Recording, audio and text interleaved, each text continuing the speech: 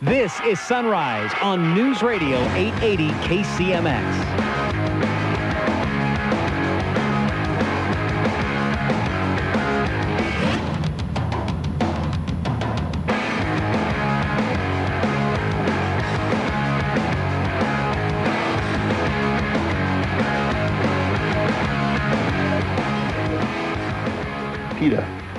Good morning, everybody. 17 minutes after the hour. Craig Froelich in on the Sunrise Show, and thrilled to welcome in Dave Siddon. He's the Executive Director of Wildlife Images Rehabilitation up in Merlin, Oregon. Dave, good morning. How are you? Good morning. Perfect. How are you? Great, great, great. WildlifeImages.org. And ladies and gentlemen, it is a gem in Southern Oregon and been there 30 plus years. And Dave's taken over for his father that started it years ago. And Dave, it's just great work, what you and the crew up there and the volunteers. I mean, there's so many good things to be talking about. I just want to encourage everyone to, first thing you do, ladies and gentlemen, is find the website, wildlifeimages.org, and that is your map. That is your roadmap to everything's going on, because there's summer camps. There's even, we're going to be talking about fall and winter camp for the kids. But meanwhile, right now, it's out in the newspaper. In fact, today, patient number 826, this eagle, this bald eagle, this gorgeous, gorgeous bald eagle that came out of the Ashland watershed. Dave, tell us what's happening there. The bald eagle came into us. Fortunately, one of the supervisors, I think, up at the reservoir, happened upon this eagle found down and in, real weakened condition. He got involved, threw a towel over the bird, bundled it up, contacted the Oregon Department of Fish and Wildlife, and they directed him out to us. So they brought the eagle out to us. And the bird's in real bad condition, really weak, and we thought at first it might have been a blunt force trauma, like ran into something or got hit by a car or whatever. But after doing x-rays and going through all the diagnostic work with the bird to date, it looks like it's probably not that, and it could be lead poisoning or some sort of a toxin. So the treatment for lead toxicity can be fatal to the bird if it doesn't have lead toxicity. So the testing kit is due to arrive at our doorstep today, and we'll finish the testing, and then hopefully we can get it onto some chelation therapy and treat it for lead poisoning. But it's a real serious thing, and hopefully this bird will make it. He's in really run-down condition and all that, so you just never know what's going to be the long-term prognosis of this whole thing. So we're keeping our fingers crossed and hoping for the best. Well, yeah, and no broken bones. No. So it's rather mysterious. And if you see pictures of this bird, they've nicknamed him Pringle, but he's going to be re-released. But it's still, his head is down. And so that's interesting that his neck, it's almost, is it nerve damage? Well, it's typically when you see something that's got a central nervous system disorder, or there's been a trauma or something, their head will often droop like this, but the toxins will do the same sort of thing. So a lot of the symptoms can lead you in many different directions. So you got to be very, very careful to take the time, make sure you do all the proper tests to get the bird treated properly. So right now it's just keeping the thing on its feet, keep it nourished, keep going until we can, determine positively if it's lead, and then start the treatment right away. So could it ingested from, say, I don't know whether, it hasn't been shot. We don't know. We haven't seen, right? There's no evidence of any. No, there's radiographs would show lead pellets or any type of lead projectile or steel or any type of metal in the body, and there's nothing like that. Typically in a bird like this, it'll be ingestion through, getting a fish that's got lead in it, or, piece of eating waterfowl that's got lead or whatever. Right. They'll ingest it, and slowly they metabolize the lead in the system, and it can cause systemic shutdown of the bird, basically. So it could be a really tough thing. And, there's so much lead in the environment right now. Wow. So it's a real concern, Yeah, it's really interesting when you see a bird like this that's affected. And, of course, we still don't know. In fact, the test that you've ordered is coming today. So when you get it, it's been FedExed or whatever. And yeah, we had it rushed to us. The tests are expensive and they expire quickly, so we don't have the resources to keep them on hand always. Right. So when we got the bird, we ordered the test kit immediately, and it's being rushed to us. Fortunately, the test only takes like 2 minutes to run. Wow. And then it'll show you results, and you can start the treatment immediately. And we've got all the medications and things right now on the facility ready to treat this bird, but we don't want to do the treatment until we know it's positively lead, because again, it could kill the bird alone, the treatment. So we got to be very careful. Wow, it's amazing. It's amazing, Dave, and I don't know, you've seen the Facebook page, the Wildlife Images Facebook page, and the following that this has created so quickly. And everybody just wants this beautiful, beautiful bird to get well and be released. You know, you do this every day. Well, yeah, we do. It may not be a bald eagle as spectacular as this particular bird, but it could be anything from, the small, birds that are in your backyard to, it could be, any type of North American wildlife that we do treat at Wildlife Images. So, and we get over 1,000 a year. The numbers are staggering. You get over 1,000 animals in a year, and then you think, what's the number? Is it 40% that don't make it? Yeah, roughly about 40%. Because they've come in injured. They've been hit by a vehicle. They're in bad shape. Yeah, and a lot of it is if they don't get to us within the first 24 hours or whatever, the chances of them surviving are much, much worse. So many times these animals are injured and people don't find them until 24, 48 hours after the injury. Right. And then the chances of getting these guys turned around is pretty darn slim. So we do have morbidity because of that.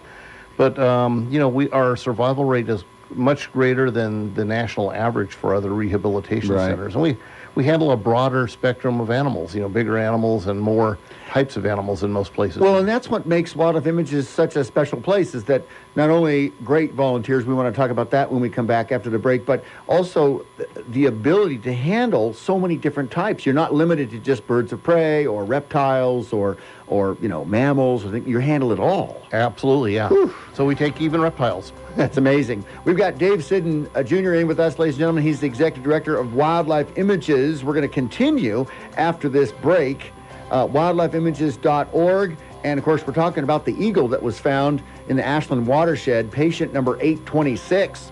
And we're really hoping to get that eagle back up and on his feet and back at it. So, quick break. We'll be back. The Bloomberg Market Update is next, right here on News Radio 880 KCMX.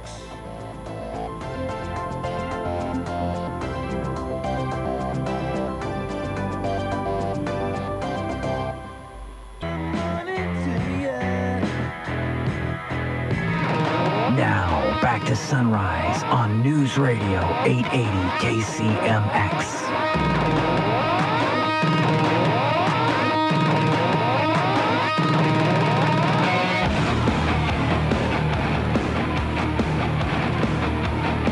Good morning, everybody. 34 minutes after the hour. Welcome to the Sunrise Show. As we finish up, we're continuing our discussion with Executive Director Dave Siddon from Wildlife Images, and along with him is Administrative Assistant Miss Devin Farrell. Good morning, Devin. How are you? Good morning. I'm good. How are you? Good. On the paid staff for Wildlife Images, but there's so many volunteers. There are. And Dave, tell us about the volunteers up there, because they do such an amazing job. They do. This place wouldn't operate without the volunteers. Their dedication and their hours that they spend doing everything from preparing diets to cleaning to building things to repairing other items to working in our gift shop and all sorts of areas. So, if people are out there looking for something to stay busy with, while away their retirement hours or something with, keep in mind, Wildlife Images, we're always looking for volunteers in all kinds of discipline, whether you like to garden, whether you like to work with animals, hands-on, paint things, build things, repair cars. There's always something going on out there that needs some work. Very good. The phone number for Wildlife Images Rehabilitation and Education Center, 541-476-0222, and the website, wildlifeimages.org. Devin, you've kind of, along, but the eagle, of course, patient number 826, in the newspaper featured today, and what has happened, and they hoping for best results there. But also Saturday Youth Day Camp, that's coming up. Look at these dates, you guys. The 6th, the 13th, the 20th, January 10th. Every Saturday, there's camp going on out at Wildlife Images, and then there's sessions Monday and Tuesday, and there's a session coming up December 22nd and 23rd, perfect for kids being out of school. Absolutely. It's a great time, and each one of the camps is set up thematically so that the kids can learn something about, what is it, penguins and polar bears or whatever they may be. So there's themes for each one of the weekend camps. So it's Wild Weekends, they call it, because it's Camp Eek.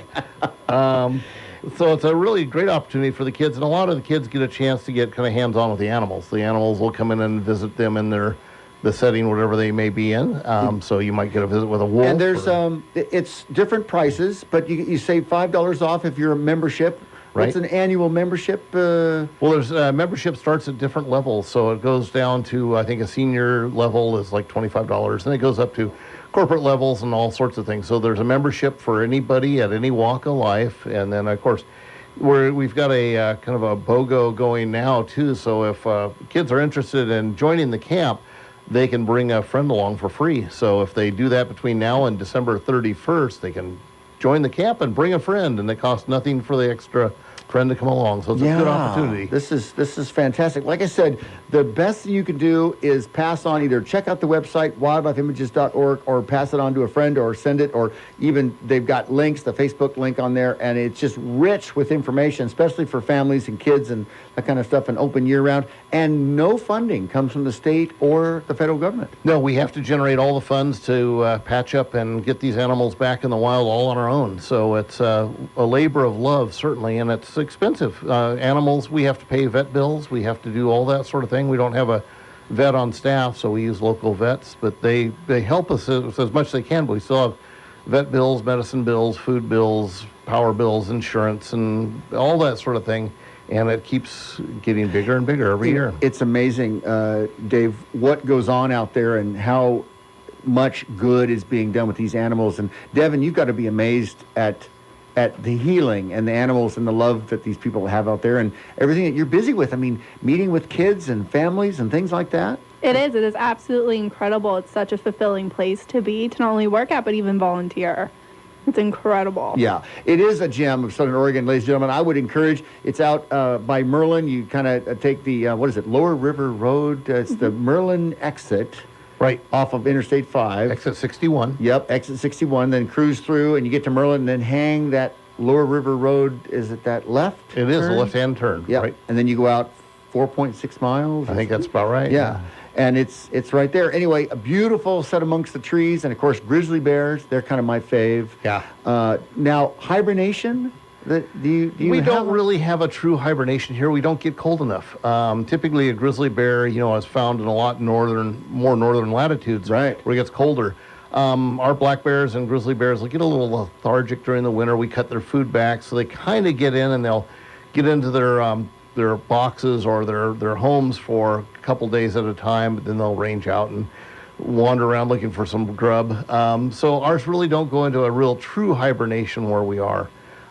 So we oftentimes, though, if you come out on tour this time of year, the bears will be in their dens hanging out and not out there where the guests are. So you have to excuse the bears if they're a little sleepy this time of year. That's right. Well, one thing that's happening at LAP, before we go, the Teen Wolf Pack is happening, and this is ages 13 through 16, and they get to visit with and check out the wolves, right? So December 6th, they already had that Animal Tracks, but December 20th, and this is the first and third Saturday of each month through the school year. So serving kids 18 through 16, or 13 through 16, and it's $30 for a non-member, $25 if you're a member, and that's a fantastic. Once again, humbling some teenagers with their checking out eyeball to eyeball with a wolf. Right. It could be any number of animals, so it's a good program.